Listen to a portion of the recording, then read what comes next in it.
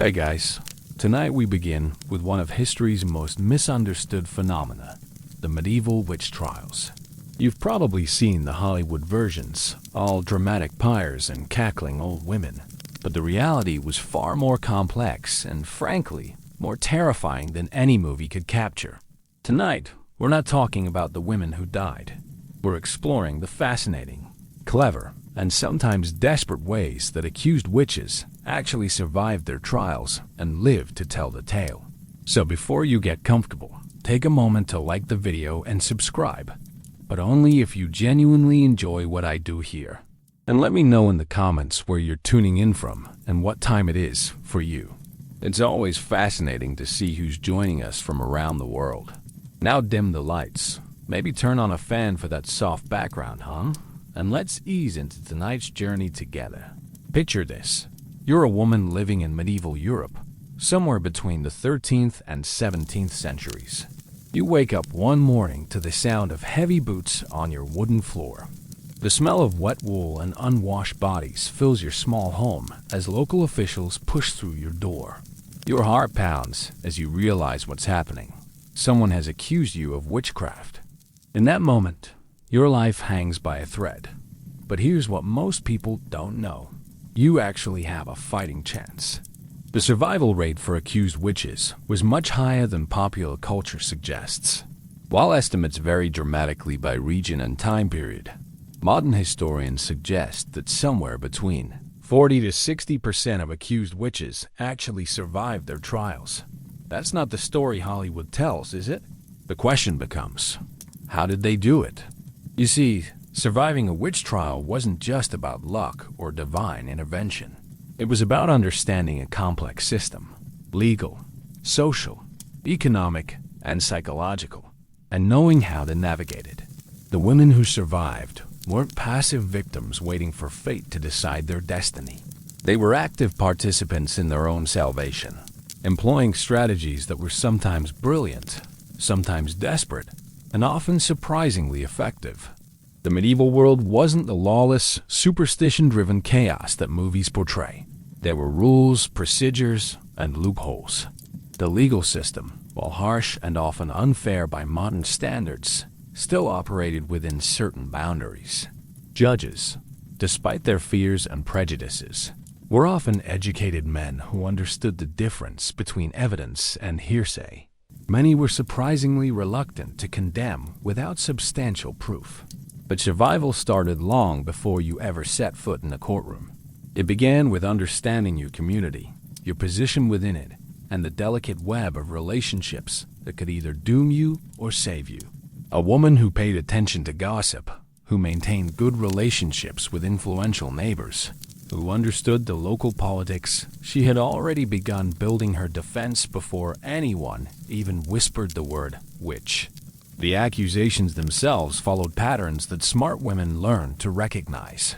You didn't just wake up one day randomly accused of witchcraft.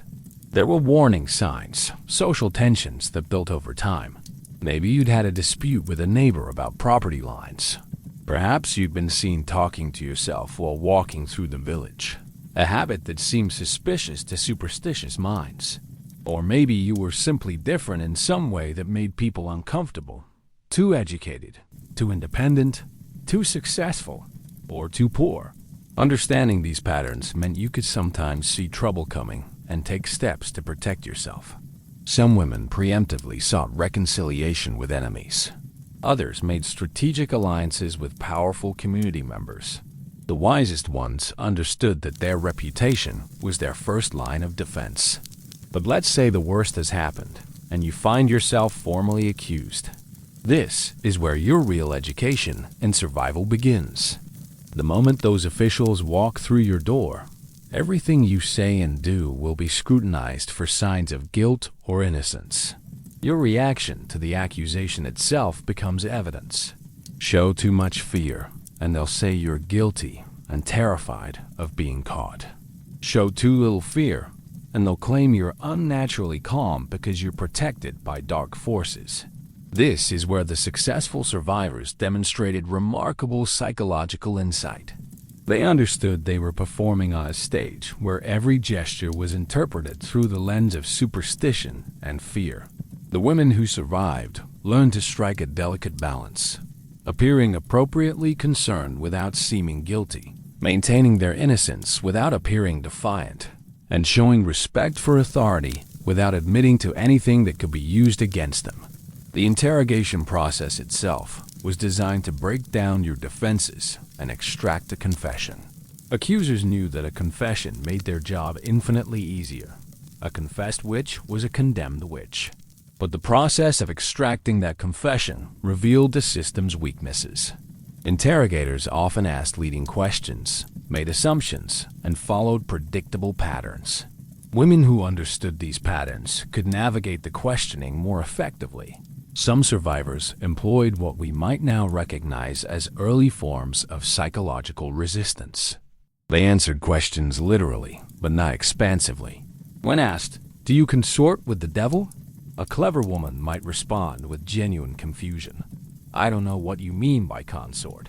I pray every day to God and avoid sin as best I can." This response acknowledges the question without providing ammunition for the prosecution. Physical evidence was crucial, and this is where the medieval system showed both its superstitious nature and its surprising sophistication. Accusers looked for devil's marks, moles, scars, or birthmarks that supposedly showed where the devil had touched you. But they also examined your home for suspicious items, unusual herbs, strange objects, books, particularly problematic for women who weren't expected to be literate, or anything that seemed out of place for a woman of your social station. Smart women had often heard enough about these searches to prepare. They removed anything that could be misinterpreted, coached family members on what to say, and sometimes even planted items that would support their defense. Religious texts, protective charms blessed by the church, evidence of their piety and devotion to Christian practices. The concept of time worked both for and against accused witches. On one hand, the longer a trial dragged on, the more expensive it became for the community. Resources were limited, and keeping a woman imprisoned while building a case against her cost money that many communities couldn't afford to spend indefinitely. On the other hand, prolonged imprisonment often weakened an accused woman physically and psychologically, making her more likely to eventually confess just to end her suffering. Survivors learned to use time strategically. They understood that their best chance lay in raising enough doubt to make the prosecution's case seem weak without dragging things out so long that they broke down under the pressure. This required a sophisticated understanding of their community's resources, patience, and commitment to seeing the trial through to its conclusion. Reading the signs, how accusations really started. You might think witch accusations came out of nowhere, like lightning strikes of superstition, but that's not how it worked. If you were a woman living in medieval times and you wanted to survive, you needed to understand that accusations followed patterns as predictable as the seasons. The women who lived through trials weren't just lucky. They were often the ones who saw trouble coming from miles away and took action before it was too late. Picture yourself in a typical medieval village. You know everyone, and everyone knows you. Your life is lived in public in ways that would horrify modern people. Your neighbors know when you wake up, what you eat for breakfast, who visits your home, what you wear to church, and how you discipline your children. In this environment, anonymity is impossible, but so is true privacy. Everything you do becomes part of a running narrative about who you are and what kind of person the community believes you to be. The first signs of trouble were usually social, not supernatural. Maybe you'd argued with the baker about the quality of bread he sold you, and word got around that you were difficult to please. Perhaps you'd been seen talking to a traveling merchant a bit too long, and tongues started wagging about what kind of business a respectable woman might have with a stranger. Or maybe you'd simply failed to show the proper deference to someone who thought they deserved it. These social tensions didn't usually explode into accusations immediately. They simmered. They built. They created an atmosphere where people started paying closer attention to everything you did, looking for confirmation of whatever negative impression was already forming. This is where paranoia and superstition began to transform ordinary events into sinister omens. Let's say your neighbor's cow died unexpectedly. In a world where livestock represented significant financial investment and security, this was a genuine catastrophe. But here's the thing, cows die. They get sick. They eat poisonous plants. They suffer injuries. They simply reach the end of their natural lives. In our time, you'd probably chalk it up to bad luck or natural causes. But in medieval times, when you didn't understand disease or nutrition the way we do now, mysterious deaths demanded supernatural explanations. If you'd recently had any kind of negative interaction with that neighbor, suddenly the cow's death wasn't random anymore. It was revenge. It was evidence of malicious magic. And once that seed was planted, every memory of every interaction you'd ever had with that neighbor got re-examined through the lens of suspicion. The women who survived understood this psychology and worked actively to prevent these negative spirals from starting. They went out of their way to maintain good relationships with neighbors, even when those neighbors were difficult or unreasonable. They brought food to families when someone was sick. They helped with harvests. They made sure to be seen at church, participating visibly in community religious life. But here's what's really fascinating. Some of the most successful survivors weren't the most beloved members of their communities. They were the ones who made themselves useful in ways that were hard to replace. The village midwife might be feared for her knowledge of herbs and her presence at moments of death, but she was also desperately needed when women went into labor. The woman who could set bones or treat wounds might be viewed with suspicion, but when your child broke an arm, superstition took a backseat to practical necessity. These women walked a dangerous line. Their knowledge and skills made them valuable, but also vulnerable. They knew things that ordinary people didn't understand, and in a world where ignorance was often safer than knowledge, this made them natural targets for suspicion. But it also made them harder to eliminate. Communities might fear their healers and wise women, but they weren't eager to lose them either. The timing of accusations was rarely random. They often coincided with periods of community stress, failed harvests, disease outbreaks, economic hardship, or political instability. When people were afraid and looking for someone to blame, existing social tensions became explosive. The woman who might have been merely annoying during good times became a dangerous scapegoat when times were hard. Smart women recognized these patterns and adapted their behavior accordingly. During difficult periods, they became more conservative, more deferential, more visibly pious. They understood that survival sometimes meant making themselves smaller, less noticeable, less threatening to a community looking for targets for their fear and frustration. But accusations also followed personal patterns that had nothing to do with community-wide stress. Inheritance disputes were a common trigger. When property was at stake, accusations of witchcraft could be a way to eliminate inconvenient heirs or rivals. A woman who stood to inherit valuable land might suddenly find herself accused of using supernatural means to influence her dying relative's decisions. Sexual jealousy and romantic rivalry also played roles that historical records often obscured. A woman who had rejected a man's advances, or who had attracted the attention of someone else's husband, might find herself facing accusations that had more to do with wounded pride or romantic competition than actual suspicion of witchcraft. Economic competition was another common factor. The woman whose business was more successful than her neighbors, who seemed to prosper while others struggled, who had access to trade networks or information that others lacked. She was vulnerable to accusations that attributed her success to supernatural assistance rather than skill, hard work, or luck. The most dangerous accusers were often other women. While men typically held the formal legal power in these proceedings, the initial accusations frequently came from female neighbors, relatives, or rivals. These women understood the social dynamics of their communities in ways that outsiders couldn't, and they knew exactly which buttons to push to transform gossip into legal action. Women who survived learned to pay careful attention to these female relationships and dynamics. They understood that their most dangerous enemies might be the women who smiled at them in church or helped with community projects. Survival meant developing the social intelligence to distinguish between genuine friendship and the kind of strategic niceness that could turn deadly when circumstances changed. The role of children in accusations was particularly complex and dangerous. Children were viewed as naturally innocent and therefore unlikely to lie about supernatural encounters. At the same time, they were also recognized as impressionable and potentially unreliable witnesses.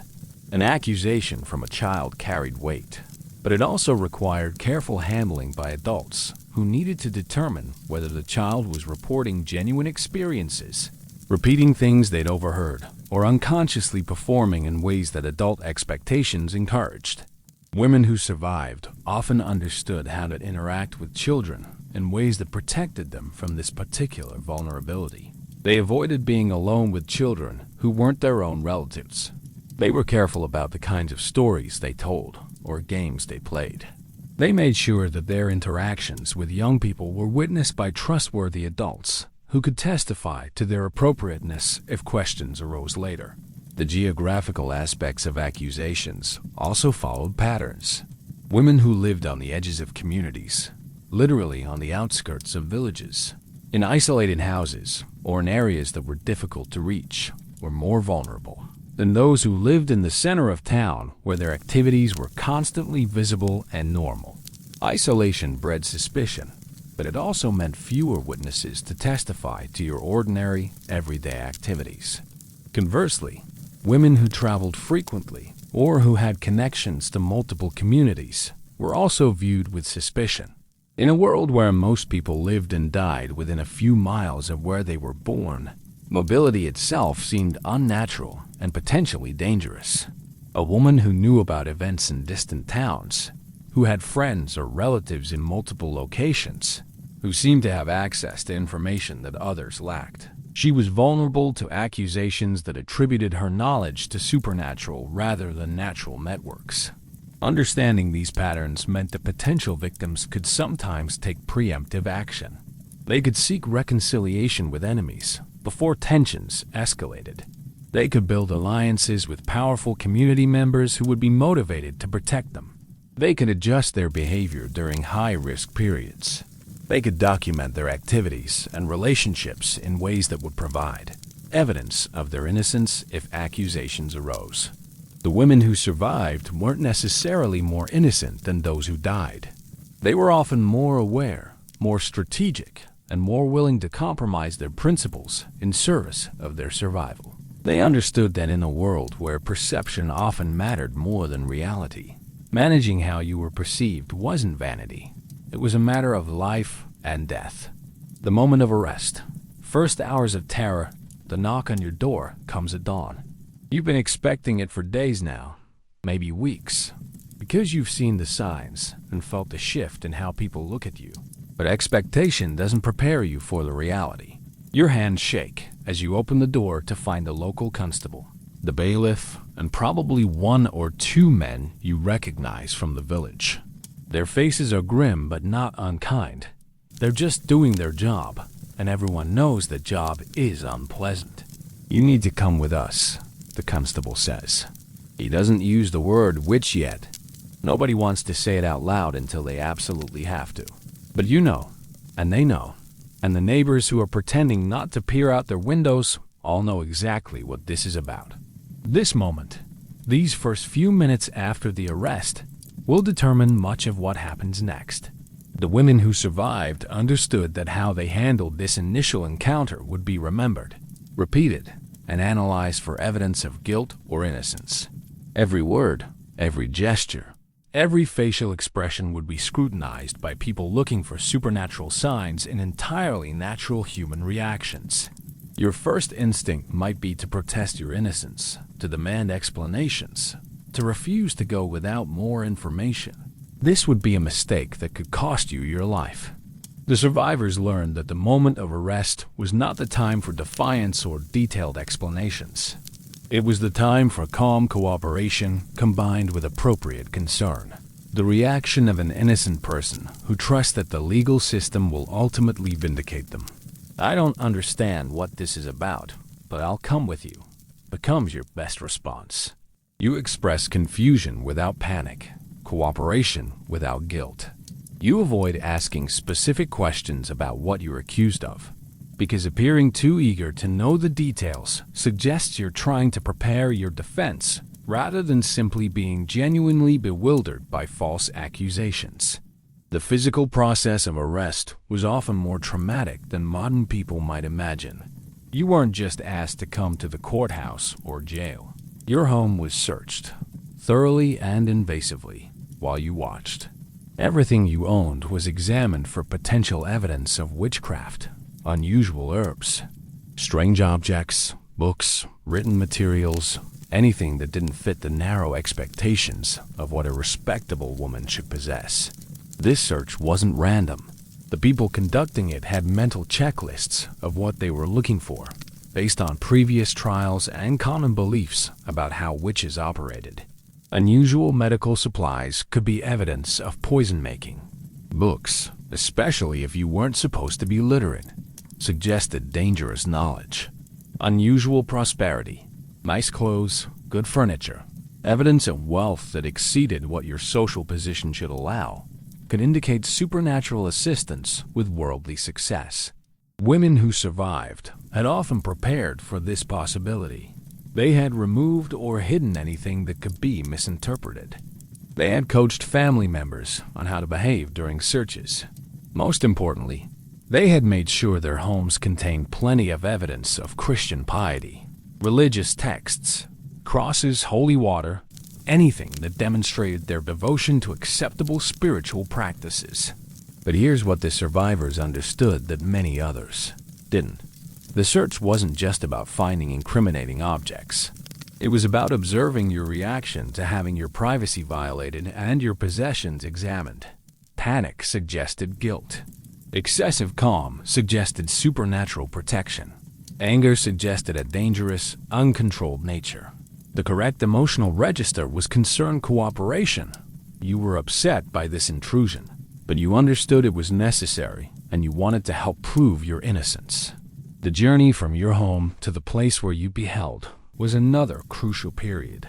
In small communities, this often meant walking through the village while neighbors watched.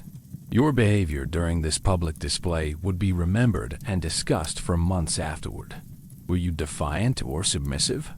Did you try to maintain eye contact with the people watching, or did you keep your eyes down?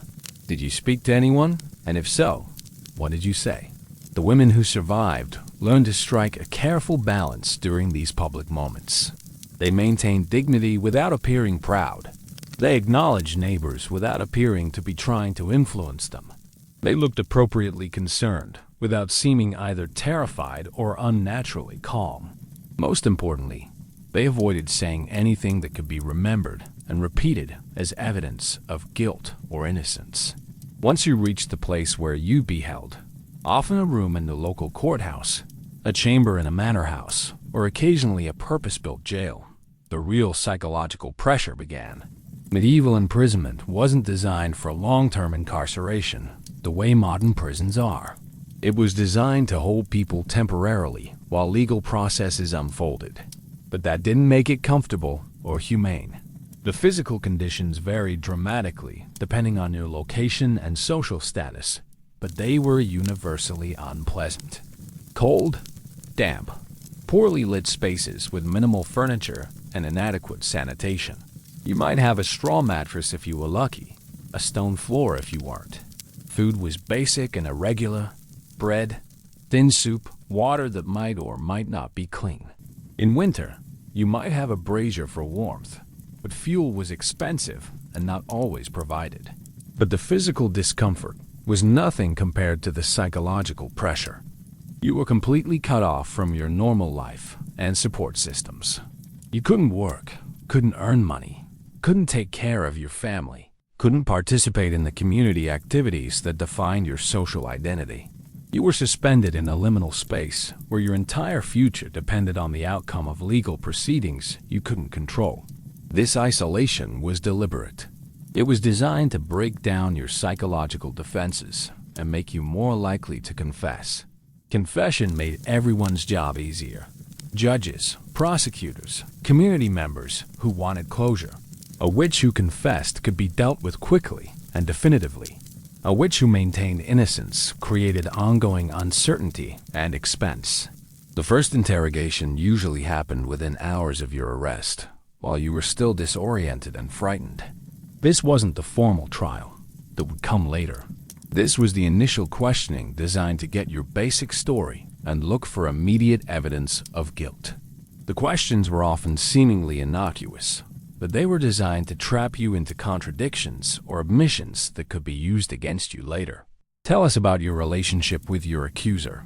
This sounds like a simple request for information, but it's actually a complex trap.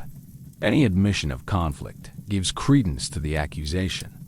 You had reason to use magic against this person, but denial of conflict when others know it existed makes you appear dishonest.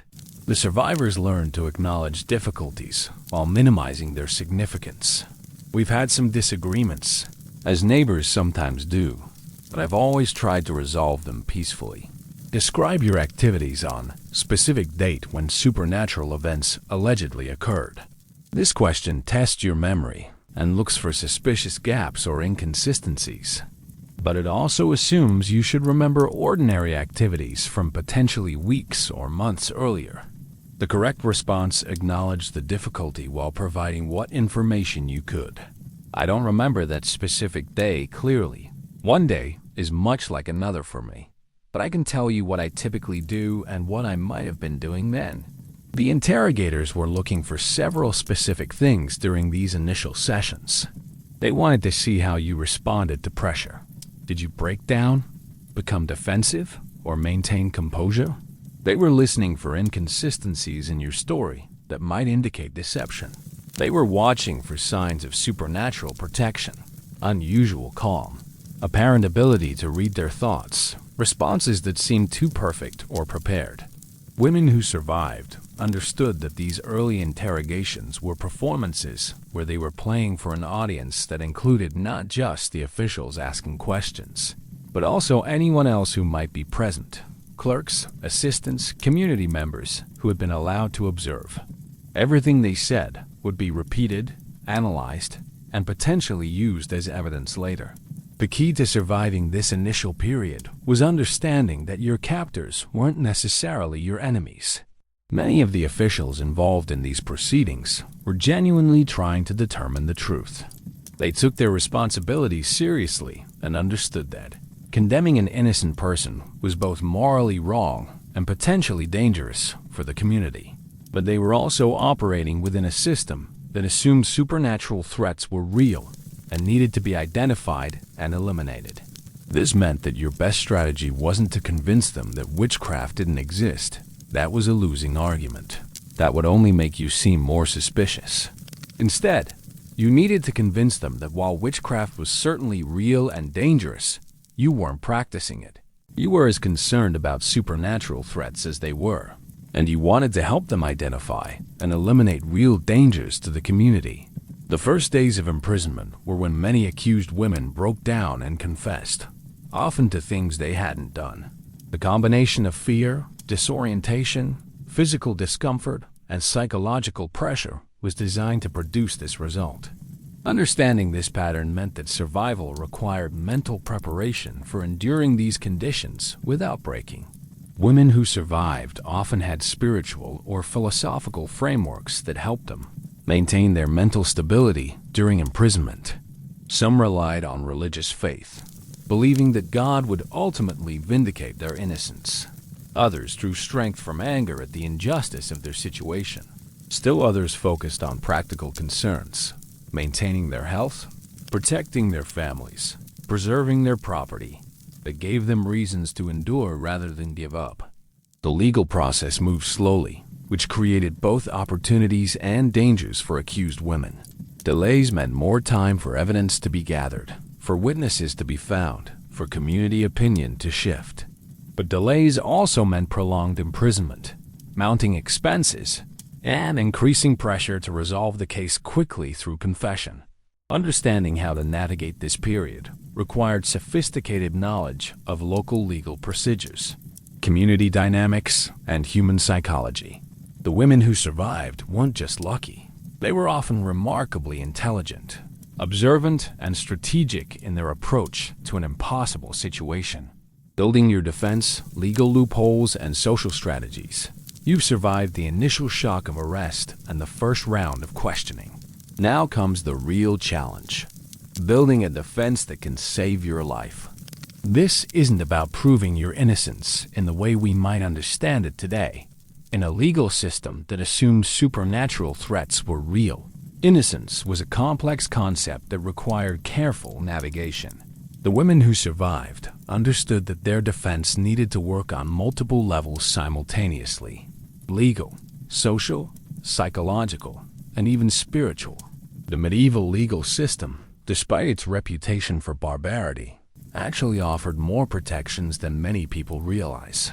There were rules about evidence, procedures that had to be followed, and standards of proof that prosecutors needed to meet. The problem was that these protections were often overwhelmed by fear and superstition, and they varied dramatically from one jurisdiction to another. But they existed, and clever women learned how to use them. Your first crucial decision involved legal representation.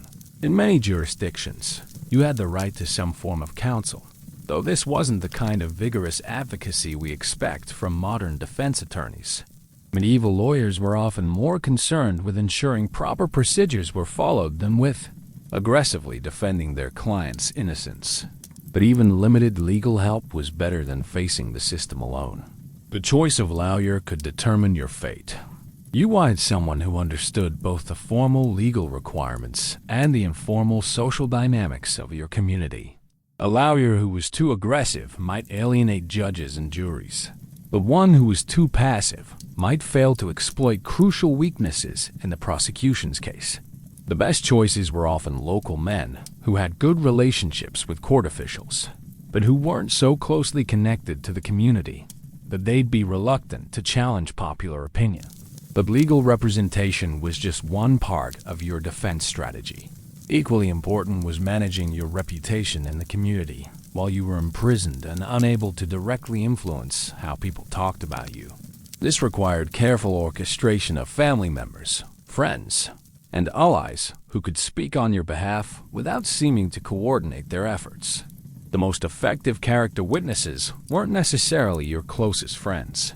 Their testimony might be dismissed as biased.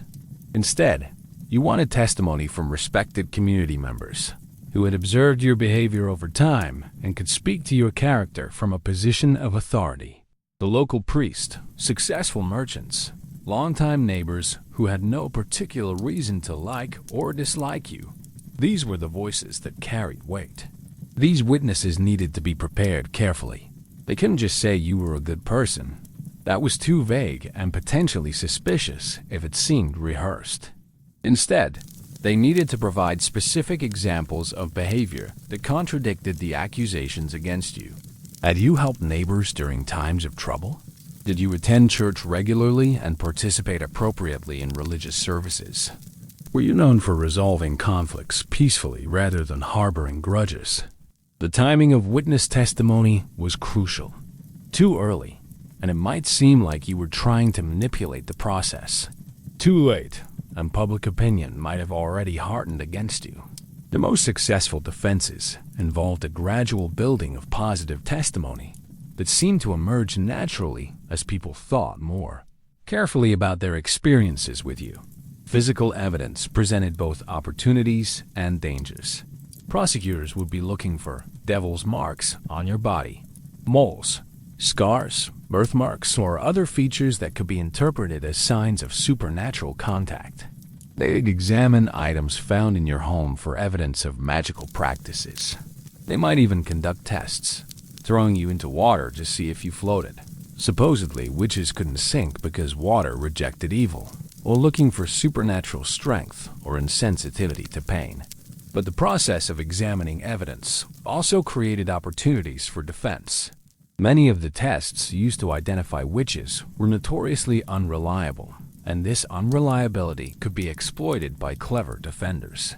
The water test, for example, was often influenced by factors that had nothing to do with supernatural forces: your body weight, the temperature of the water, the presence of clothing or air trapped in your garments. A good liar could point out these alternative explanations and raise doubts about the supernatural interpretation of results. The examination for devil's marks was similarly problematic. In a time when most people had numerous scars, moles, and birthmarks from hard physical labor and limited medical care, finding marks on someone's body wasn't unusual. The key was contextualizing these marks in ways that suggested natural rather than supernatural causes. That scar on your arm wasn't where the devil touched you. It was where you cut yourself on a farming tool years earlier. And here are witnesses who remember the accident. Your behavior during the trial itself was critical. The judges and jury were watching everything: how you responded to accusations, how you interacted with court officials, how you bore the stress of the proceedings. They were looking for signs of supernatural influence or protection, but they were also evaluating your credibility as a witness in your own defense. The women who survived learned to present themselves as appropriately vulnerable to supernatural threats. They couldn't appear to be unnaturally calm or protected, because that suggested magical assistance. But they also couldn't appear to be so overwhelmed by fear that they might confess to anything just to end their suffering. The correct emotional register was controlled concern. You were frightened by the accusations and eager to clear your name, but you maintained faith that truth would ultimately prevail. Religious knowledge became both a weapon and a shield in these proceedings. Detailed knowledge of Christian doctrine and practice could demonstrate your piety and commitment to acceptable forms of spirituality. But too much knowledge, especially if you were a woman who wasn't expected to be highly educated in theological matters, could seem suspicious. How did you learn so much about religious matters? Were you perhaps studying forbidden texts or receiving instruction from inappropriate sources? The most successful approach was demonstrating familiarity with popular religious practices and beliefs without claiming unusual theological sophistication. You knew your prayers, attended church regularly, participated in seasonal religious celebrations, and could discuss basic Christian teachings in simple, conventional terms. This suggested genuine faith without raising questions about how or where you acquired more advanced religious education. Confession presented the most complex strategic challenge.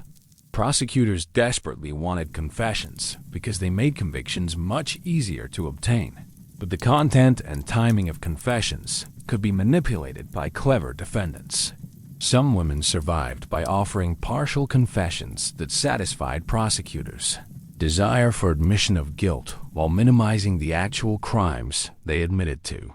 I have sometimes been angry with my neighbors, and I've wondered if my anger might have caused them harm.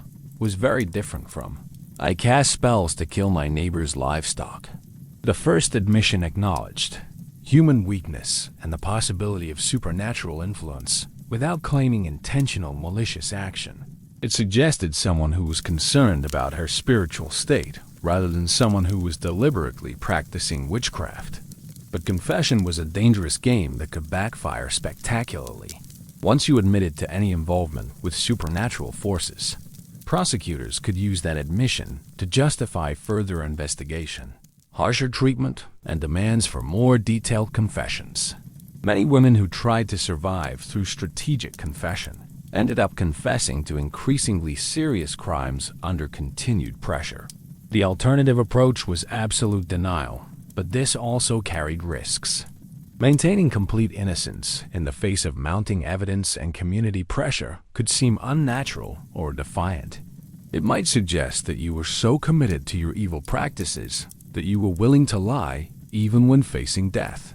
The key was finding ways to acknowledge the seriousness of the accusations while maintaining your innocence in ways that seemed credible and appropriate. Economic factors played crucial roles in defense strategies.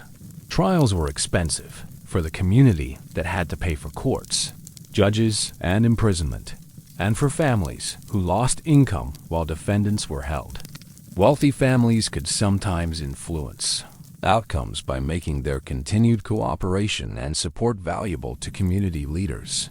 They could hire better lawyers, provide more comfortable imprisonment conditions, and ensure that favorable witnesses were available and prepared to testify. But wealth could also be dangerous. Unusual prosperity might be seen as evidence of supernatural assistance, and wealthy women might be viewed as having more resources to devote to magical practices. The key was demonstrating that your wealth came from legitimate sources: inheritance, marriage, successful trade, or other activities that were explainable and verifiable.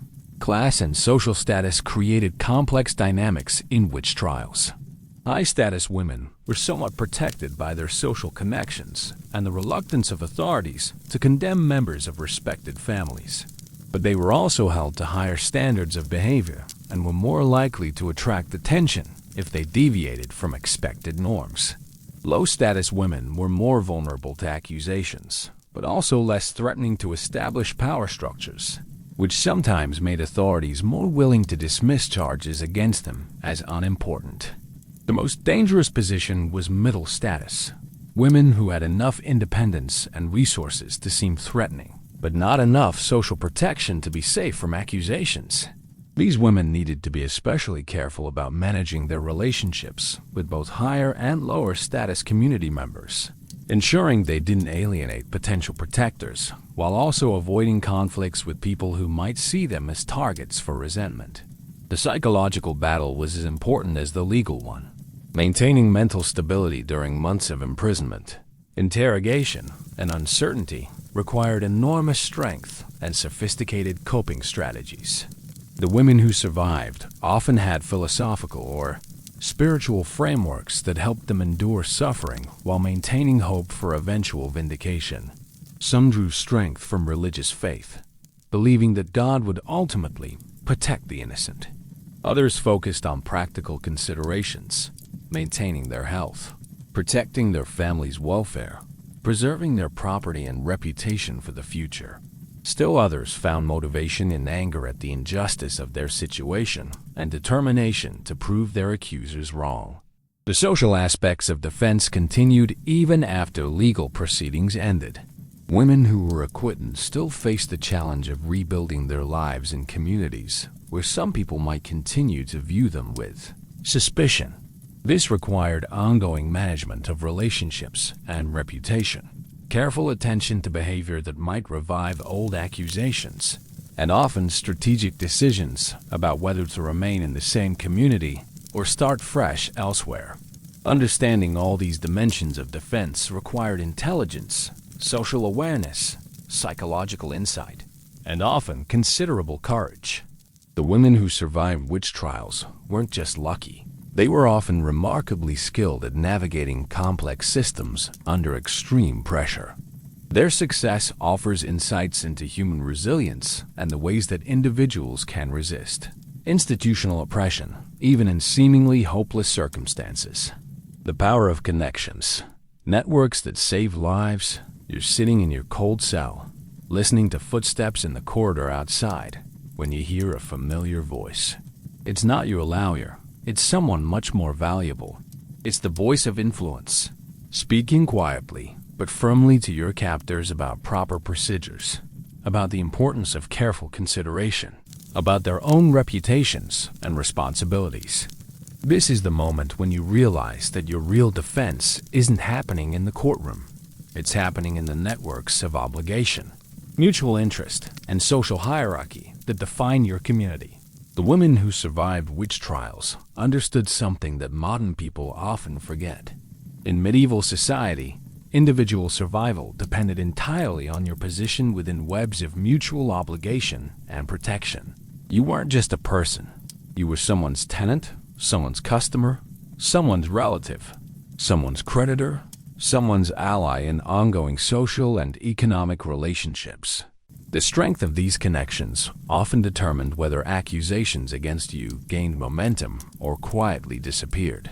But building and maintaining these protective networks required sophisticated social intelligence that began long before any accusations arose.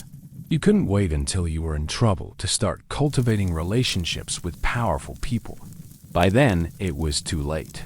The women who survived had often spent years, sometimes decades, carefully building social capital that they could draw upon when their lives depended on it. The most obvious protective relationships were family connections, but these were more complex than they might initially appear. Having powerful male relatives, brothers, sons, uncles, fathers-in-law, could provide protection, but only if those men were willing to risk their own reputations and resources to defend you. Family loyalty wasn't automatic, especially if supporting you might damage other family interests or relationships. Some families made strategic decisions to distance themselves from accused women, calculating that protecting the family's overall reputation was more important than saving one member.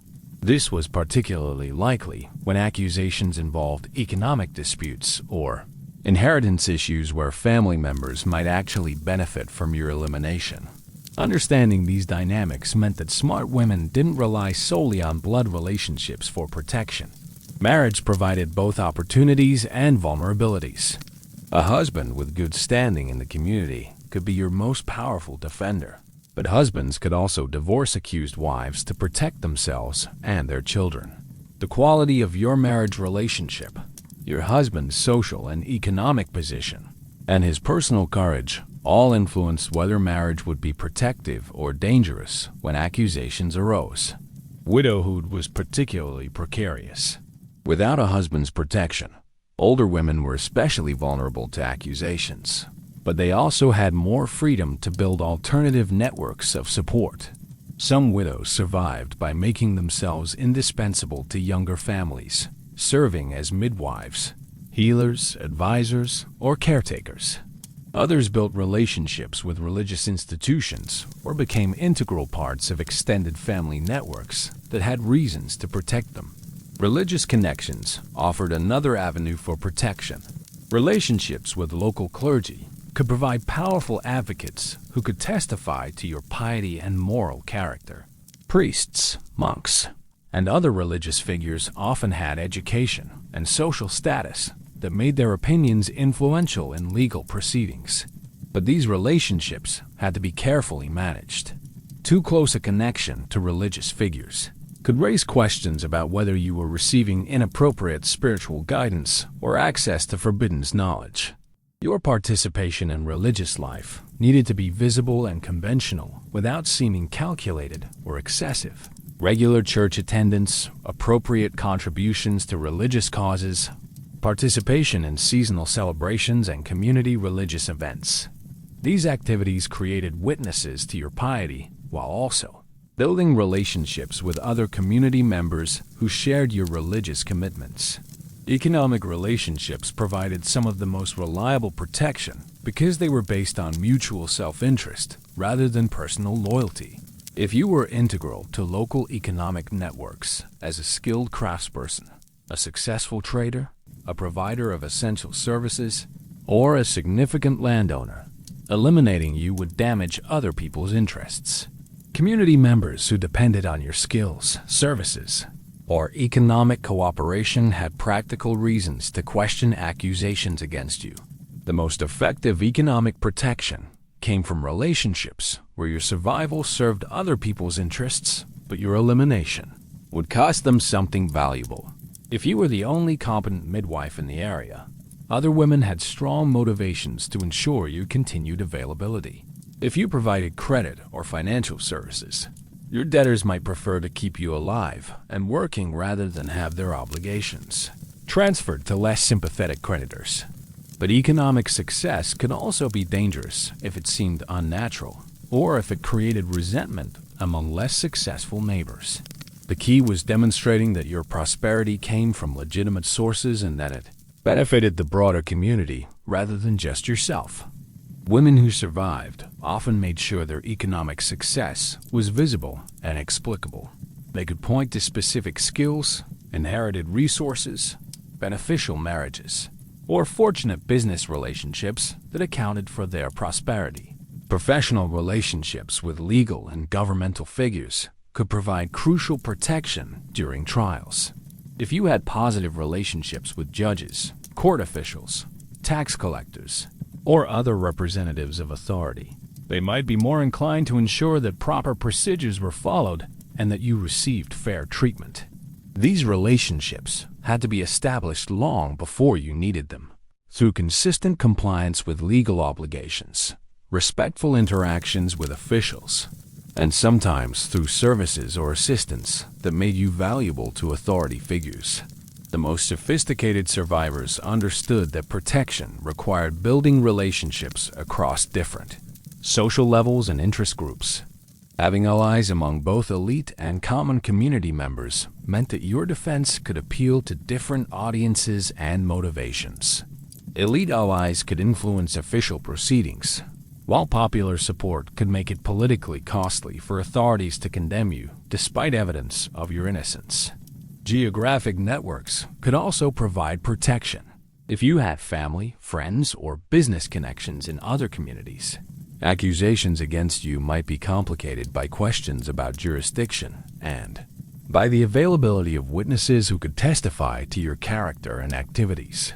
Prosecutors preferred cases that were contained within single communities, where they could control the narrative and the flow of information. Women with connections to multiple communities were harder to prosecute because their activities were less easily monitored and more difficult to interpret. If you were traveling frequently for legitimate business or family reasons, it became harder for accusers to claim they knew exactly what you were doing at specific times and places.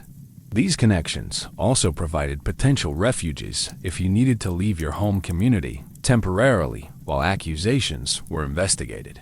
The timing of when to activate different network connections was crucial to successful defense strategies. Calling in all your favors too early might seem desperate and actually increase suspicion about your guilt. But waiting too long might mean that community opinion had already hardened against you beyond the point where even powerful allies could help. The most successful survivors understood how to sequence their appeals for support in ways that seemed natural and appropriate rather than calculated and manipulative. Some protective relationships were specifically designed to activate during crises. Godparent relationships, for example, created formal obligations for mutual assistance that could be invoked when needed. Trade partnerships often included provisions for supporting each other during legal difficulties. Marriage agreements sometimes specified that extended families would provide assistance in case of legal troubles. Understanding these formal and informal support systems required careful attention to the social structure of your community and your place within it. Women who survived often had sophisticated understanding of who owed what to whom, who had reasons to support or oppose them, and how to navigate competing loyalties and interests when their lives depended on it. The most powerful protection came from making yourself valuable to people who had the authority and motivation to protect you. This might mean serving as a confidant to powerful women who trusted you with sensitive information. It might mean providing services that were difficult to replace or expertise that was scarce in your community. It might mean maintaining relationships with people whose own survival or success depended partly on your continued availability and cooperation. But the complexity of these networks also created vulnerabilities. The same relationships that could protect you could also be used against you if circumstances changed. A business partnership that provided protection during good times might become a source of accusation if the partnership soured or if your partner needed to distance themselves from you to protect their own interests. Managing these complex social relationships required constant attention and sophisticated social intelligence. You needed to understand not just your own position within various networks, but also the relationships between different groups and individuals who might influence your fate. When accusations arose, Survival often depended on your ability to activate the right relationships in the right sequence, while avoiding actions that might alienate potential supporters or strengthen opposition against you. The women who survived witch trials weren't just victims who got lucky. They were often skilled social operators who had spent years building and maintaining the relationships that ultimately saved their lives. Their success demonstrates the importance of social intelligence and network building as survival skills in societies where individual security depended entirely on your position within community power structures. Understanding these historical patterns offers insights into how social networks function under extreme pressure and how individuals can build resilience.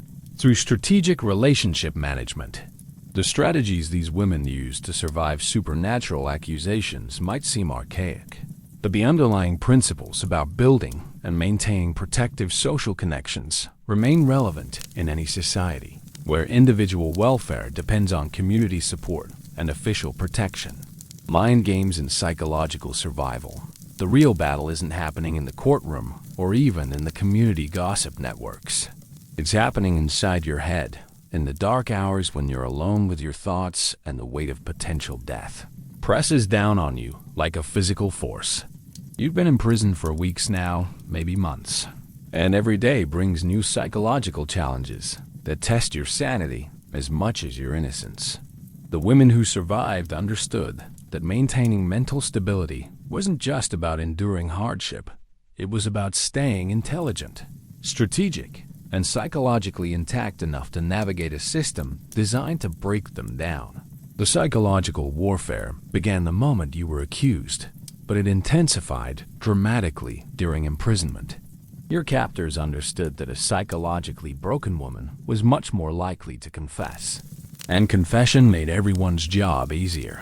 The conditions of your imprisonment weren't just punishment. They were calculated to produce mental breakdown that would lead to admission of guilt, whether you were actually guilty or not. Sleep deprivation was one of the most effective tools used against accused witches. You might be awakened at random intervals for questioning, or kept in conditions that made restful sleep impossible. Constant noise, uncomfortable temperatures, irregular lighting, and general stress of your situation all conspired to exhaust your mental defenses. When you're exhausted, your judgment suffers, your emotional control weakens, and your ability to think strategically about your responses deteriorates. But the women who survived learned to adapt to these conditions rather than simply enduring them. They understood that maintaining some control over their mental state required active effort rather than passive resistance. Some developed meditation or prayer practices that helped them achieve mental rest even when physical sleep was difficult. Others created mental exercises, reciting poetry, solving mathematical problems, planning future activities that kept their minds sharp despite physical discomfort. The interrogation techniques used against accused witches were surprisingly sophisticated for their time. Questioners understood basic principles of psychological manipulation that wouldn't seem out of place in modern interrogation manuals. They used repetition to wear down resistance, contradiction to create confusion, and emotional manipulation to trigger responses that could be interpreted as evidence of guilt. One common technique involved asking the same questions repeatedly over multiple sessions, looking for inconsistencies between your answers. The assumption was that innocent people would tell the same story consistently, while guilty people would contradict themselves as they tried to keep track of their lies. But this technique ignored the reality that memory is unreliable, especially under stress, and that innocent people might genuinely remember events differently when questioned multiple times over extended periods. Women who survived learned to navigate this trap by acknowledging the limitations of their memory rather than claiming perfect recall. I believe that's what happened, but I might be mistaken about some details, was safer than claiming absolute certainty about events from weeks or months earlier. This approach appeared honest and humble, while also providing cover for minor inconsistencies that might otherwise seem suspicious. The emotional manipulation tactics were often more dangerous than direct questioning. Interrogators might express sympathy for your situation, suggesting that confession would bring relief and potentially more lenient treatment. They might claim that others had already confessed and implicated you, making resistance seem pointless. They might alternate between aggressive intimidation and gentle persuasion, keeping you off balance and uncertain about what response would serve your interests. Understanding these techniques meant that survivors could recognize manipulation attempts and respond strategically rather than emotionally. They learned to be suspicious of apparent kindness from their captors, understanding that expressions of sympathy were often calculated to lower their psychological defenses. They also learned to doubt claims about what other people had supposedly said or done, recognizing that interrogators routinely lied about evidence and testimony to encourage confessions. The social isolation of imprisonment created its own psychological challenges.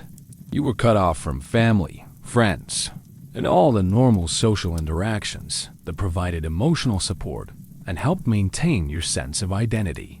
In a world where individual identity was largely defined by social relationships and community roles, this isolation was profoundly disorienting and potentially damaging to your mental stability.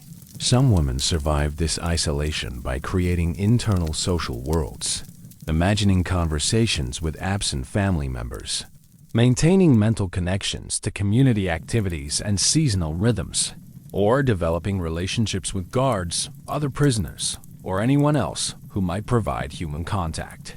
The key was finding ways to preserve your sense of connection to the larger human community despite physical separation from it. Religious faith provided psychological resources that many survivors drew upon, but the relationship between faith and survival was complex. Strong religious beliefs could provide comfort, hope, and a framework for understanding suffering that helped maintain mental stability. Prayer, meditation, and religious rituals could provide structure and meaning during the chaos of imprisonment and trial. But religious faith could also create psychological vulnerabilities. If you believed that God protected the innocent, how did you interpret your imprisonment and suffering? Some women maintained faith by viewing their trials as tests of their devotion, similar to the biblical story of Job. Others focused on the idea that earthly justice was imperfect, but divine justice would ultimately prevail, even if not during their lifetimes. The most psychologically dangerous period for many accused women was the time between formal accusation and final resolution. This period could last for months, during which you lived in constant uncertainty about your fate. You couldn't plan for the future, couldn't make decisions about your family or property, couldn't engage in any of the normal activities that provided structure and meaning to daily life. Survivors learned to create meaning and structure within the constraints of their imprisonment. Some focused on maintaining their physical health as a way of preserving hope for eventual release. Others used the enforced solitude as an opportunity for spiritual reflection or mental exercises that they might not have had time for during normal daily life. The key was finding ways to maintain agency and purpose, even when most aspects of your life were beyond your control. The psychological pressure to confess was enormous and came from multiple sources simultaneously. Your captors wanted confession because it simplified legal proceedings. Your family might encourage confession if they believed it would result in more lenient treatment. Community members might pressure you to confess so that the frightening uncertainty of your case could be resolved, and normal life could resume. But confession was almost always a death sentence, even when it was presented as a path to mercy or redemption. Understanding this reality meant that psychological survival required maintaining resistance to confession, despite enormous pressure from all directions. This required not just emotional strength, but also clear thinking about the likely consequences of different choices. The women who survived often had sophisticated understanding of the psychology of their accusers and judges. They recognized that many of the people involved in their trials were genuinely frightened by the possibility of supernatural threats in their community. This fear made these people dangerous, But it also created opportunities for manipulation by accused women, who could present themselves as allies in the fight against real supernatural dangers, rather than as threats themselves. I'm as concerned about witchcraft in our community as you are, and I want to help identify real threats with a much more effective approach than witchcraft doesn't exist, and you're all being superstitious. The first response aligned you with your judge's concerns while positioning you as an innocent person who shared their goals. The second response positioned you as someone who didn't take supernatural threats seriously, which might itself seem suspicious. The psychological battle also involved managing your own emotions and reactions in ways that supported your legal defense. Appearing too calm might suggest supernatural protection or unusual indifference to your situation. Appearing too distressed might suggest guilt and fear of being caught. Anger could be interpreted as evidence of a dangerous, uncontrolled nature. The correct emotional register required constant self-monitoring and adjustment. Memory management became a crucial psychological skill. You needed to maintain clear recollection of important facts that supported your innocence, while also avoiding the trap of claiming perfect memory about events that had occurred weeks or months earlier under stressful circumstances. This required honest self-assessment about the reliability of your own recollections and strategic decisions about which details to emphasize and which to acknowledge as uncertain. The physical effects of imprisonment, poor nutrition, lack of exercise, inadequate sleep, exposure to cold and dampness also created psychological challenges. Physical discomfort made it harder to think clearly, control emotions, and maintain the kind of strategic awareness that effective defense required. Some survivors focused significant attention on maintaining their physical health as a foundation for psychological resilience. The social dynamics of imprisonment varied depending on whether you were held alone or with other accused women. Solitary confinement created isolation, but also protected you from potentially dangerous interactions with other prisoners who might be attempting to gather information for their own defense or who might have been placed with you deliberately to encourage confessions. Group imprisonment created opportunities for mutual support, but also risks that other prisoners might testify against you, or that relationships with other accused women might be used as evidence of conspiracy or shared guilt. Navigating these relationships required careful judgment about whom to trust and how much information to share about your situation or defense strategy. The psychological skills that enabled survival during witch trials, maintaining mental clarity under extreme stress, resisting manipulation, managing emotions strategically, building resilience in the face of uncertainty, were transferable to other life challenges these women might face. The experience of surviving accusations that could have resulted in death often left survivors with enhanced psychological resources and sophisticated understanding of human nature that served them well in other difficult circumstances. Understanding these psychological dimensions of survival offers insights into human resilience and the mental resources that individuals can develop to cope with extreme adversity. The strategies these women use to maintain their sanity and strategic thinking under conditions designed to break them down demonstrate the remarkable adaptability of human psychology when survival depends on maintaining mental strength and clarity. Money, status, and the economics of survival. Your purse isn't just a collection of coins. It's a weapon that might save your life. You're discovering this harsh reality as you sit in your cell, calculating not just the legal and social costs of your defense, but the brutal arithmetic of survival in a system where justice often had a price tag. The women who survived witch trials understood something the court records rarely made explicit.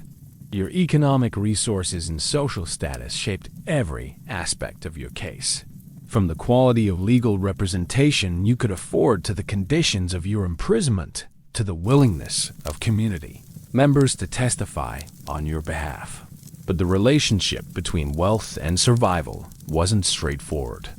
Money could buy protection, but it could also attract attention and create vulnerabilities. Unusual prosperity might be seen as evidence of supernatural assistance, while poverty could make you an easy target for accusations from people who had nothing to lose by pointing fingers at someone with even less social protection than themselves.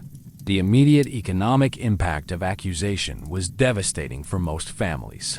The moment you were arrested, your ability to earn income stopped completely. If you were a widow running your own business, that business couldn't function without you.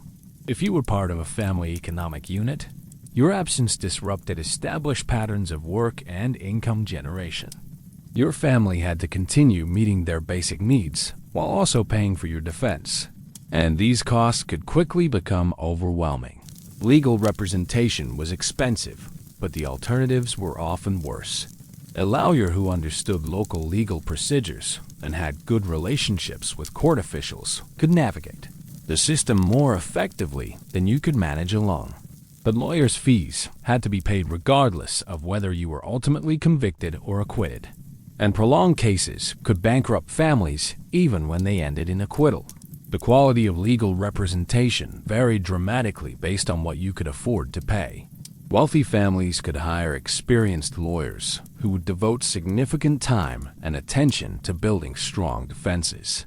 They could afford to pay for investigators who would seek out favorable witnesses and evidence. They could ensure that all legal procedures were followed correctly and that their cases received the kind of careful attention that might reveal weaknesses in the prosecution's arguments. Poor families often had to rely on whatever minimal legal assistance was provided by local authorities, or on lawyers who took cases primarily as civic duties rather than for financial compensation. These lawyers might be well-intentioned, but they also had limited time and resources to devote to cases that weren't paying them well. The difference in legal representation could literally be the difference between life and death. The conditions of imprisonment also varied based on your economic resources. Wealthy families could often arrange for more comfortable accommodations, private rooms instead of shared cells, better food, warmer clothing, access to books or writing materials. They could pay guards for small privileges that made imprisonment more bearable and that helped maintain the mental clarity necessary for effective participation in your own defense. But more importantly, wealthy families could often arrange for imprisonment in their own homes or in the homes of relatives, under guard but in familiar surroundings with access to family support. House arrest was vastly preferable to jail imprisonment, both for your physical comfort and for your ability to maintain connections with family members and allies who were working on your defense. The economic disruption of witch trials extended beyond the immediate costs of legal defense. Accusations often led to economic boycotts that could destroy businesses and social relationships built up over years or decades. Customers might stop buying your goods or services, not necessarily because they believed you were guilty, but because association with accused witches could be dangerous for their own reputations. These economic impacts could persist even after acquittal, making it difficult to rebuild your life in the same community. Property ownership created both protections and vulnerabilities for accused women. Significant property holdings gave you resources to fund your defense and made you valuable to family members who had interests in preserving the family's wealth. Property also provided evidence of legitimate sources of prosperity that could counter accusations of supernatural assistance with worldly success. But property could also motivate accusations, especially when inheritance disputes were involved. Family members who stood to benefit from your elimination might be more willing to support accusations against you, or might at least be less motivated to provide vigorous defense. Property disputes with neighbors could escalate into accusations of supernatural revenge when other forms of conflict resolution failed to produce satisfactory results. The economic relationships between accused women and their communities were complex and often contradictory.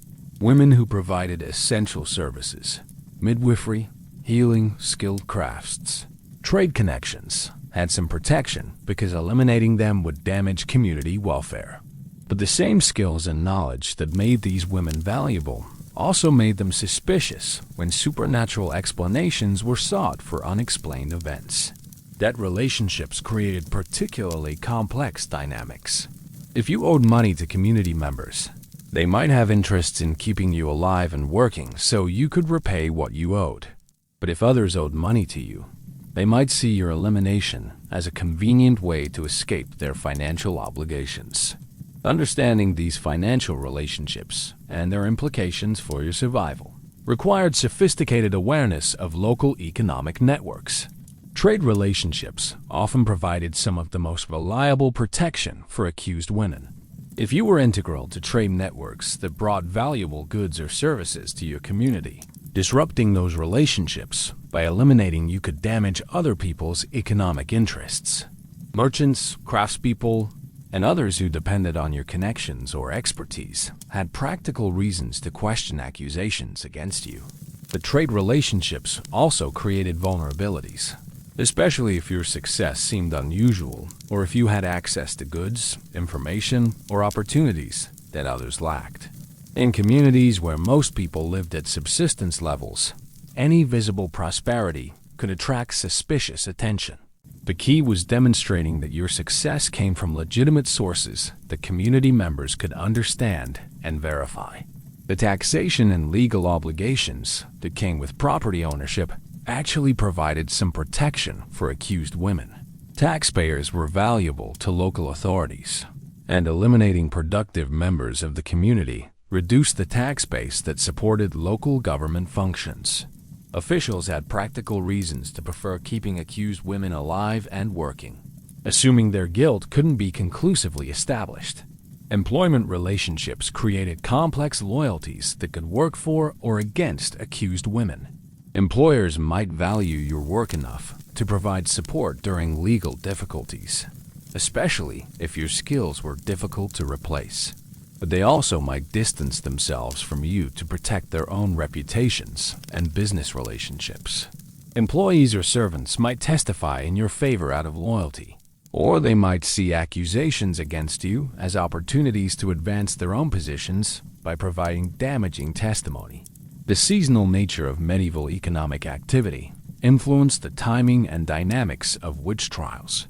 Accusations were more likely during periods when communities had time and resources to devote to legal proceedings after harvests were completed, during winter months when agricultural work was minimal, or during other periods when the economic costs of community disruption were manageable.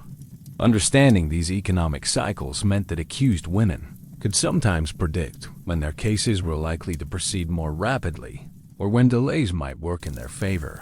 Prolonged proceedings during economically crucial periods might create pressure for quick resolution, while cases that extended through less economically critical times might allow more opportunity for building defense strategies. The financial costs of witch trials extended beyond individual cases to impact entire communities. Maintaining courts, paying judges and other officials, housing prisoners, conducting investigations. All of these activities required resources that communities had to divert from other purposes. The economic burden of extensive witch prosecutions could become significant, enough to motivate community leaders to seek ways to reduce the number and length of trials. Some women survived because their communities simply couldn't afford to prosecute them extensively. Resource limitations forced authorities to focus on cases where evidence seemed strongest or where community pressure was greatest, allowing women with weaker cases against them to escape prosecution through economic rather than legal mechanisms. The long-term economic impacts of witch accusations could persist for generations. Families associated with convicted witches might face ongoing discrimination that affected their ability to participate in trade, arrange marriages, or access community resources. But families that successfully defended against accusations might actually enhance their reputations and social standing, demonstrating their respectability and resilience in the face of adversity. The economic strategies that enabled survival during witch trials often required sacrificing short-term financial interests for long-term survival. Families might spend their savings on legal defense, sell property to pay for better representation, or make strategic payments to influential community members who could provide crucial support. These financial sacrifices could impoverish families, but they could also save lives. Understanding the economic dimensions of witch trials reveals how survival often depended on resources and strategic thinking that extended far beyond legal innocence or guilt. The women who survived weren't just lucky or innocent. They were often part of families and communities that had the economic resources and social intelligence to navigate a system where justice was expensive and survival required strategic allocation of financial resources. These economic factors help explain why witch prosecutions were often concentrated among certain social and economic groups while others remained relatively protected. Understanding these patterns offers insights into how economic inequality influenced access to justice and how individual survival often depended on collective resources and community relationships that could provide both financial support and social protection when life-threatening accusations arose. Famous cases. Women who beat the system. Margaret Barclay stands in the courtroom in Irvine, Scotland, in 1618, and she knows that her life depends on the next few hours. She's been accused of using witchcraft to sink a ship, causing the deaths of several townspeople. But Margaret has something that many accused women lack: a detailed understanding of how the legal system works and the strategic intelligence to use that knowledge to save her life. Her case would become one of the most documented examples of how a clever woman could survive accusations that should have meant certain death. The accusations against Margaret began with a property dispute that escalated beyond anyone's expectations. She was involved in a complex legal battle over inheritance rights, and when a ship carrying some of her legal opponents was lost in a storm, suspicion immediately fell on her. In a community looking for supernatural explanations for natural disasters, Margaret's timing couldn't have been worse. But her response to the accusations demonstrated sophisticated understanding of both legal procedures and community psychology. Margaret's first strategic decision was to demand proper legal representation and insist that all procedures be followed exactly as required by Scottish law. This wasn't defiance. It was positioning herself as someone who respected legal institutions and wanted to work within the system to prove her innocence. By demanding proper procedures, she also created opportunities for her defense team to identify weaknesses in the prosecution's case and procedural errors that could be used to challenge the accusations. Her legal strategy focused on challenging the evidence against her point by point. The prosecution claimed that she had been seen performing suspicious activities near the harbor before the ship departed. Margaret's lawyers produced witnesses who could testify to her whereabouts during the crucial periods, demonstrating that the prosecution's timeline was incorrect. They also challenged the credibility of key prosecution witnesses, revealing personal grudges and financial motivations that might explain their willingness to testify against her. But Margaret's most brilliant strategic move was turning the accusation back on her accusers. Instead of simply denying that she had used witchcraft to sink the ship, she argued that the real supernatural threat to the community came from people who were making false accusations against innocent Christians. This approach aligned her with community fears about supernatural dangers, while positioning her as a victim rather than a perpetrator. The case dragged on for months, which worked in Margaret's favor. The longer the trial continued, the more expensive it became for the community, and the more opportunities her defense team had to identify problems with the prosecution's case. Public opinion began to shift as people witnessed the careful, systematic way Margaret's lawyers dismantled the evidence against her. When she was finally acquitted, it was seen as a vindication not just of her innocence, but of the legal system's ability to distinguish between real and imaginary threats. Alison Device presents a completely different model of survival. In 1612, she was caught up in the famous Pendle witch trials in Lancashire. England. But unlike many of the other accused women, Allison survived through a combination of strategic confession and family protection. Her case demonstrates how partial admission of guilt could sometimes be used as a defense strategy rather than a path to conviction. When initially questioned, Allison admitted to some involvement with folk magic practices, but she carefully limited her admissions to activities that were relatively common and not necessarily harmful. She acknowledged that she had learned traditional healing practices from her grandmother and that she sometimes used charms or folk remedies to help neighbors with minor problems. But she insisted that she had never used her knowledge to harm anyone and that her practices were motivated by desire to help her community rather than malicious intent. This strategy was risky, but brilliant. By admitting to some supernatural activities, Allison appeared honest and cooperative rather than deceptive. But by limiting her admissions to helpful rather than harmful practices, she positioned herself as someone who might be misguided, but wasn't dangerous. Her family connections also worked in her favor. Other family members were able to testify that her activities were traditional practices passed down through generations rather than recently acquired evil knowledge. The prosecution struggled with Allison's case because her partial confessions didn't fit neatly into their narrative about dangerous witches threatening the community. She wasn't denying the reality of supernatural powers, so they couldn't accuse her of lying about fundamental aspects of their worldview. But she also wasn't confessing to the kinds of serious crimes that would justify execution. Eventually, she was released with warnings about being more careful about her practices in the future. Barbara Napier in Edinburgh in 1591 survived through a combination of social connections and legal technicalities that her allies exploited brilliantly.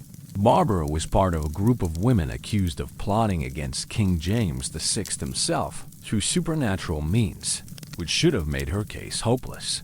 Accusations of treasonous witchcraft were among the most serious charges that could be brought, and the political pressures for conviction were enormous.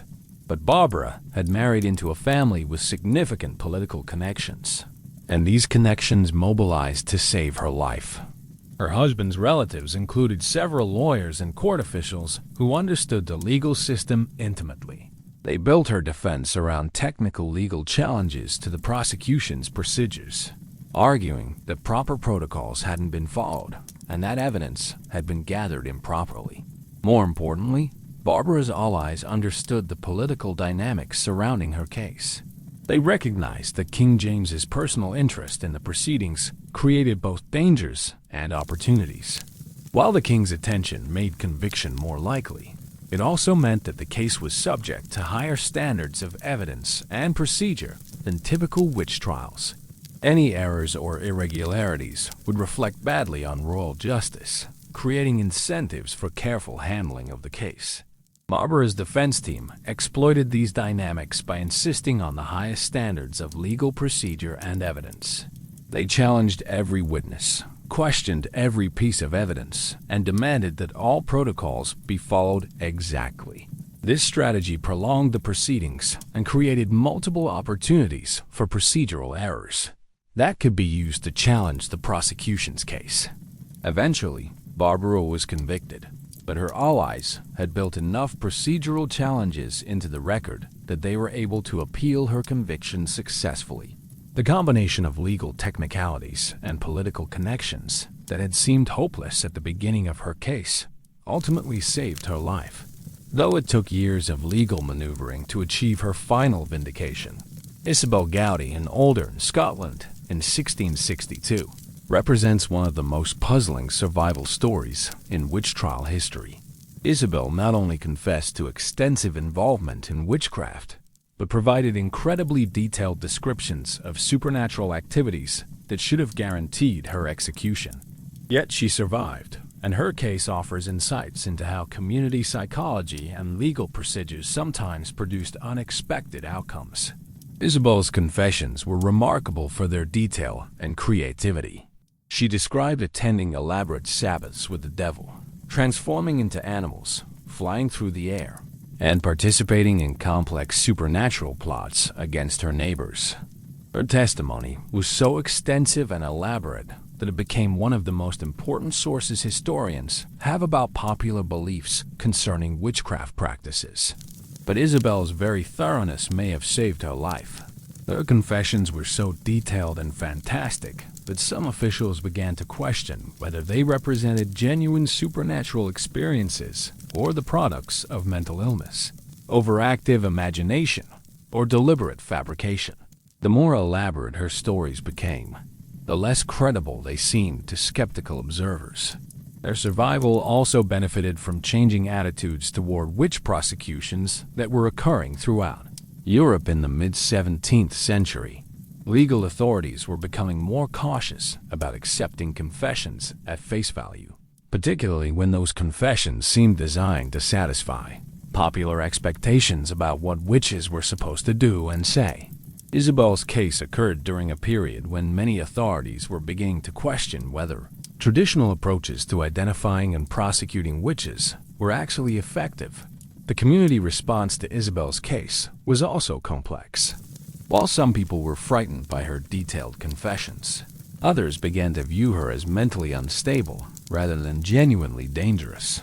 This shift in perception from evil supernatural threat to pitiable mentally ill person created different pressures on authorities responsible for deciding her fate. Mary Warren in Salem, Massachusetts in 1692 survived one of the most famous witch panics in history through a combination of strategic testimony and fortunate timing. Mary was initially one of the accusers in the Salem trials, but she later became accused herself when she began to question the validity of the proceedings. Her case demonstrates how the psychology of mass panic could sometimes create opportunities for survival even in the most dangerous circumstances.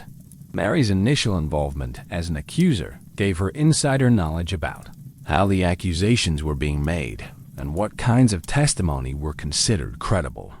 When she later faced accusations herself, she was able to use this knowledge to craft her own defense more effectively than women who didn't understand the internal dynamics of the prosecution process. Her survival strategy involved carefully managed recantation of her earlier testimony, combined with detailed explanations of how she had been pressured and manipulated into making false accusations. This approach was extremely dangerous because it implicitly challenged the validity of other ongoing cases. But it also aligned her with growing skepticism about the Salem proceedings that was developing among some community leaders. Mary's timing was crucial to her survival. By the time she faced serious accusations, public opinion was beginning to turn against the trials. Community leaders were becoming concerned about the expanding scope of accusations and the lack of solid evidence supporting many of the cases. Mary's recantation contributed to this growing skepticism while also positioning her as someone who had recognized her errors and was trying to correct them. Her case also benefited from the intervention of influential community members who had begun to question the entire Salem witch panic. These allies provided both practical support for her defense and political pressure for more careful evaluation of the evidence against her. When the Salem trials finally ended, Mary was among the survivors who had managed to navigate the mass hysteria without losing their lives. These survival stories demonstrate that beating witch trial accusations required sophisticated understanding of legal procedures, community psychology, political dynamics, and social relationships. The women who survived weren't just lucky. They were often remarkably intelligent and strategic in their approach to seemingly impossible situations. Their success stories offer insights into human resilience and the ways that individuals can resist institutional oppression, even under the most dangerous circumstances. Each of these cases also reveals how survival strategies had to be adapted to specific local conditions, legal systems, and community dynamics. What worked in Scotland might not work in England, and strategies that were effective in the early 17th century might be dangerous by the late 17th century as attitudes toward witch prosecutions evolved. The most successful survivors were those who could read their local situations accurately and adapt their strategies accordingly. Understanding these historical examples provides insights into how individuals can navigate institutional systems that seem designed to destroy them. The legal, social, and psychological strategies these women used to save their lives demonstrate remarkable human resourcefulness and intelligence under extreme pressure. Their stories remind us that even in the darkest periods of history, human agency and strategic thinking could sometimes overcome seemingly impossible odds. The beginning of the end. How witch trials declined, you can feel it in the air. Something is changing. It's 1670, and you're sitting in what might be one of the last major witch trials in your region, watching as the same arguments that once sent women to their deaths are now met with skeptical questions from judges, who seem genuinely uncomfortable with the proceedings. The atmosphere in the courtroom is different from trials you witnessed decades earlier. There's uncertainty where there once was certainty, debate where there once was consensus, and most importantly, there's growing reluctance to condemn where there once was eager prosecution. The decline of witch trials didn't happen overnight, and it wasn't the result of sudden enlightenment or dramatic changes in religious belief. Instead, it was a gradual process that unfolded over decades and varied significantly from region to region. The women who survived the later periods of witch prosecution benefited from these changing attitudes, but they also had to understand how to navigate a transitional period when old fears persisted alongside new skepticism. One of the most important factors in the decline was the growing sophistication of legal systems throughout Europe and colonial America.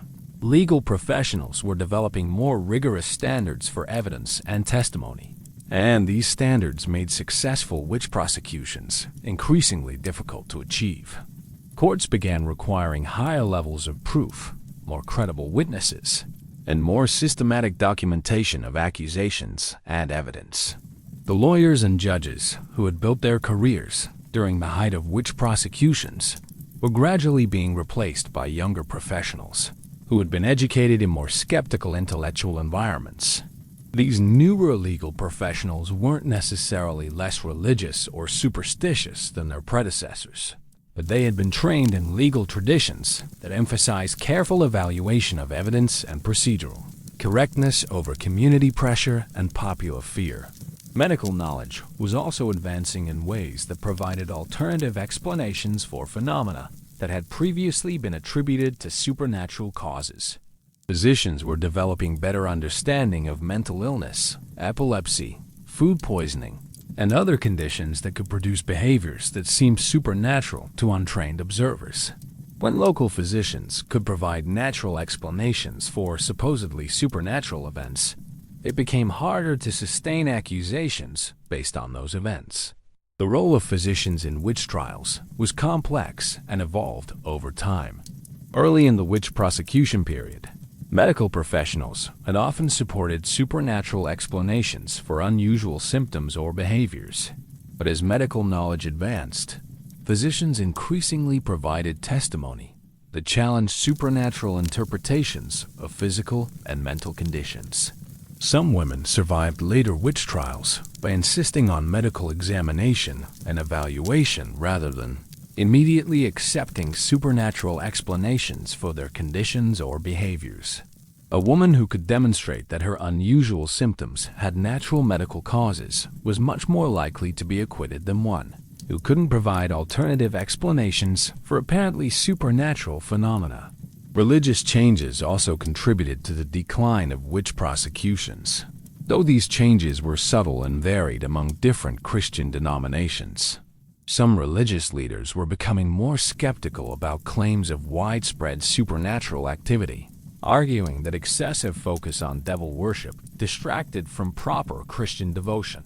Others worried that witch trials were becoming pretexts for settling personal grudges rather than genuine efforts to combat spiritual threats. The Protestant Reformation had initially intensified witch prosecutions in many regions, as competing religious groups accused each other of supernatural collaboration with evil forces. But over time, the religious upheavals of the 16th and 17th centuries also created pressure for more careful evaluation of supernatural claims. Religious authorities became concerned that false accusations were being used as weapons in theological and political conflicts. Catholic counter-Reformation efforts included attempts to regulate and systematize approaches to identifying supernatural threats. The Catholic Church developed more rigorous procedures for evaluating claims of miraculous or supernatural events, and these same standards began to be applied to accusations of malicious supernatural activity. While these changes didn't eliminate witch prosecutions in Catholic regions, they did make successful prosecutions more difficult to achieve. Economic factors played crucial roles in the decline of witch trials. The extended legal proceedings required to prosecute witch cases were expensive for communities, and the economic disruption caused by widespread accusations could damage local prosperity. As European economies became more complex and interconnected, communities became more sensitive to the economic costs of social upheaval and legal uncertainty. The development of more sophisticated trade networks also meant that communities were less isolated and more exposed to ideas and practices from other regions. When merchants, travelers, and other visitors brought news about how witch accusations were being handled elsewhere, it became harder to maintain local practices that seemed extreme or outdated compared to approaches used in other communities. Insurance and credit systems were also developing in ways that made economic disruption more costly and noticeable. When witch accusations interfered with trade agreements, insurance contracts, or credit arrangements, the financial costs became visible to community leaders, who might not have been directly involved in the legal proceedings, but who had interests in maintaining economic stability. Scientific advances contributed to the decline of witch prosecutions, though the relationship between scientific progress and supernatural beliefs was complex. The scientific revolution of the 16th and 17th centuries provided new frameworks for understanding natural phenomena, but it didn't immediately eliminate belief in supernatural forces. Instead, it created pressure for more rigorous evaluation of claims about supernatural activity. Some of the same intellectual tools that were being used to study natural phenomena were also applied to investigating supernatural claims. When supposed evidence of witchcraft was subjected to systematic observation and analysis, it often failed to meet the standards of proof that educated observers expected. This didn't necessarily convince people that witchcraft was impossible, but it did make them more cautious about accepting specific accusations without careful investigation. The printing press played a crucial role in disseminating information about witch trials and their outcomes. Books and pamphlets describing controversial cases, questionable convictions, and procedural problems with witch prosecutions circulated widely among educated readers. This literature created awareness of the potential for error and abuse in witch trials, contributing to growing skepticism about the reliability of traditional prosecution methods. Some of the most influential publications were written by people who had been involved in witch trials as judges, prosecutors, or observers. These insiders could provide detailed accounts of how accusations were made, how evidence was evaluated, and how decisions were reached. When respected legal and religious authorities began expressing doubts about traditional approaches to witch prosecution, it became easier for others to voice similar concerns. Political changes also influenced the decline of witch trials. As European governments became more centralized and bureaucratic, local authorities had less autonomy to conduct legal proceedings without oversight from higher authorities. Central governments often had interests in maintaining social stability and avoiding controversies that might damage their reputations or create political problems. The religious wars of the 16th and 17th centuries had demonstrated the dangers of allowing religious enthusiasm to drive political and legal decisions. Government leaders became more cautious about proceedings that seemed to be motivated primarily by religious fears rather than clear evidence of actual crimes. This political caution created additional barriers to successful witch prosecutions. International communication among legal and intellectual elites also contributed to changing attitudes toward witch trials. Legal professionals, university scholars, and government officials maintained correspondence networks that allowed them to share information about legal practices and their outcomes in different regions.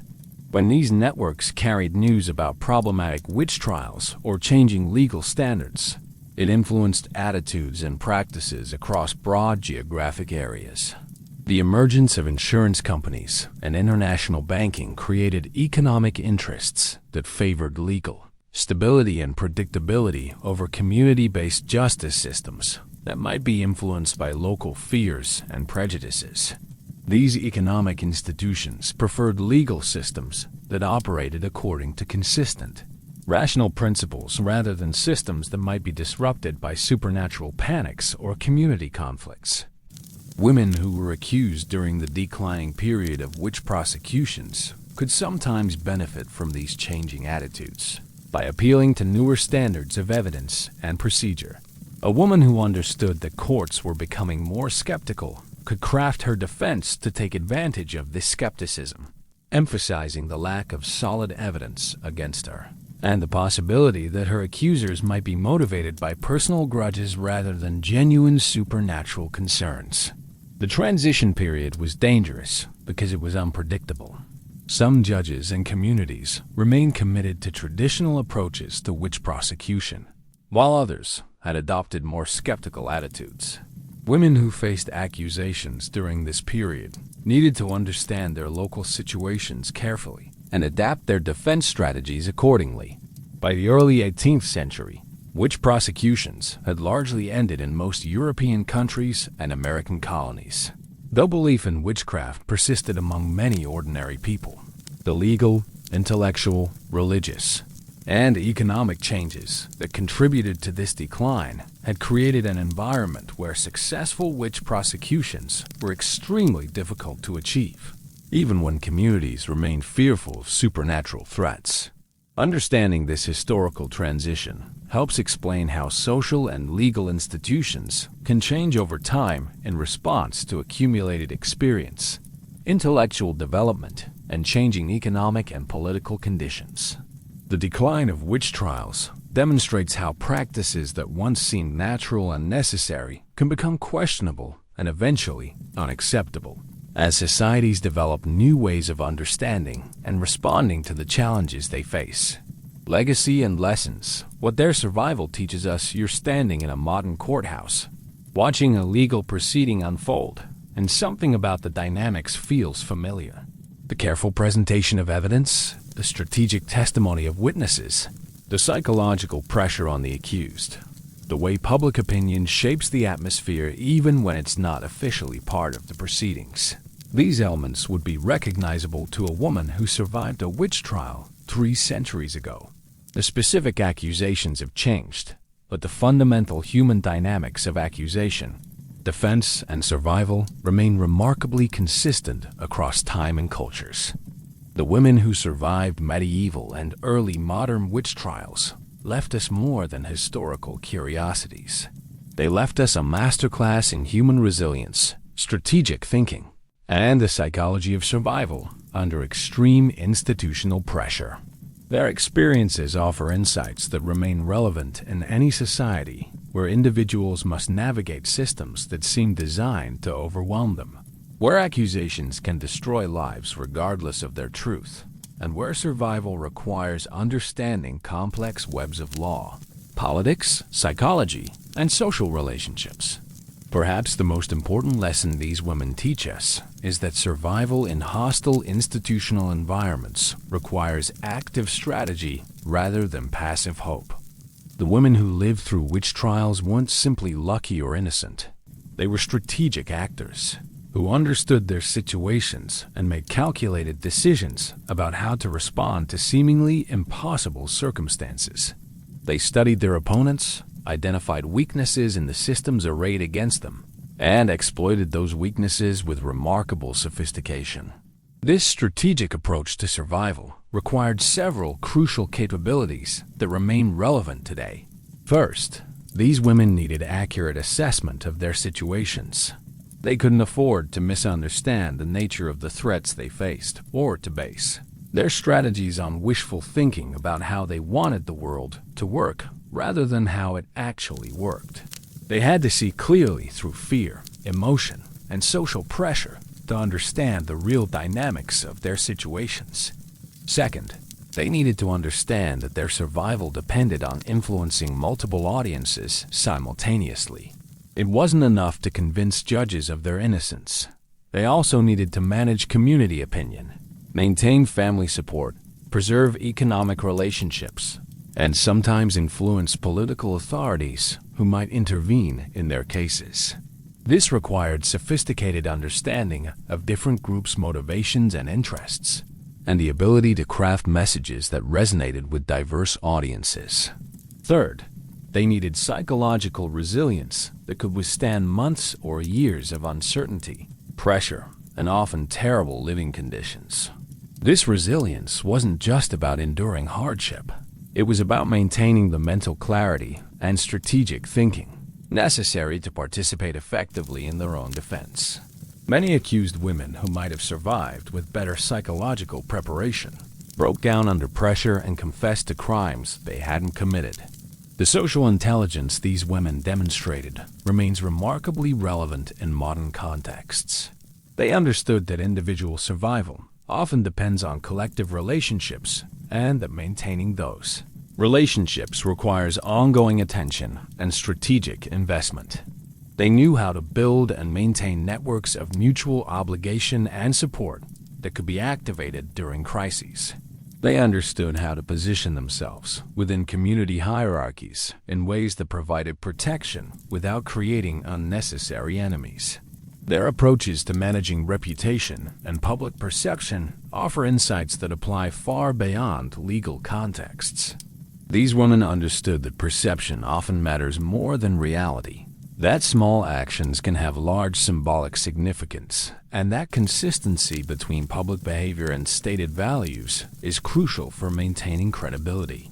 They knew how to present themselves in ways that aligned with community expectations, while still preserving their own agency and integrity. The legal strategies these women employed demonstrate sophisticated understanding of how institutional systems actually function rather than how they're supposed to function in theory. They understood that legal procedures exist within social and political contexts that shape how those procedures are implemented, and they learned to work within those realities rather than simply appealing to abstract principles of justice. Their success in navigating early modern legal systems offers lessons for anyone who must deal with complex bureaucratic institutions. They understood the importance of proper procedures, the value of documentation, the power of precedent, and the ways that institutional self-interest can sometimes be aligned with individual survival. They learned to use systemic weaknesses and contradictions to their advantage while avoiding direct confrontation with institutional authority. The psychological strategies these women used to maintain their mental stability and strategic thinking under extreme pressure provide insights into human resilience that extend far beyond legal contexts. They developed techniques for managing fear, uncertainty, and isolation that enabled them to function effectively even when their circumstances seemed hopeless. They learned to separate controllable from uncontrollable factors in their situations and to focus their energy on areas where their actions could actually influence outcomes.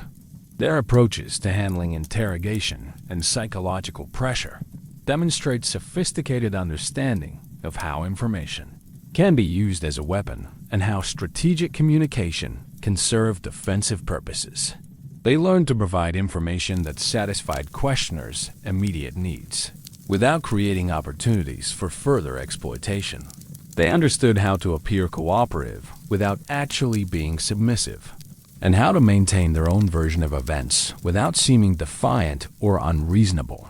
The economic dimensions of their survival strategies offer insights into how financial resources and social class influence access to justice and opportunities for self-defense. These women understood that survival often required making strategic economic sacrifices. that building protective relationships required ongoing investment, and that economic independence could provide crucial flexibility during crises. But they also understood the vulnerabilities that came with wealth and success, and they learned to manage prosperity in ways that provided security without attracting dangerous attention. Their experiences demonstrate how economic factors interact with legal, social, and political systems in ways that can either enhance or undermine individual security. The religious and cultural dimensions of their survival strategies reveal sophisticated understanding of how ideological systems shape institutional behavior and community attitudes. These women learned to work within the religious and cultural frameworks of their time rather than challenging those frameworks directly. They understood how to demonstrate conformity with community values while preserving space for their own beliefs and practices. Their approaches to managing relationships with religious authorities and participating in community religious life demonstrate how individuals can maintain their integrity while accommodating institutional pressures.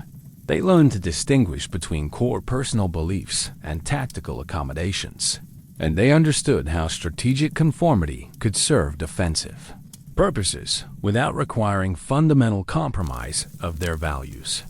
The geographic and temporal variations in witch trial outcomes that these women navigated successfully demonstrate the importance of understanding local conditions and timing when developing survival strategies. What worked in one region or time period might be dangerous in another, and successful survival required accurate assessment of specific local circumstances rather than reliance on general principles. This adaptability remains crucial in modern contexts where legal, social, and political conditions vary significantly across jurisdictions and change over time. The women who survived witch trials were successful partly because they understood their specific situations rather than trying to apply generic strategies that might not fit their particular circumstances. The network building and alliance formation strategies these women used offer insights into how individuals can build resilience through collective relationships and mutual support systems. They understood that individual survival often depends on community resources, and that building those resources requires ongoing attention to relationship maintenance and strategic reciprocity.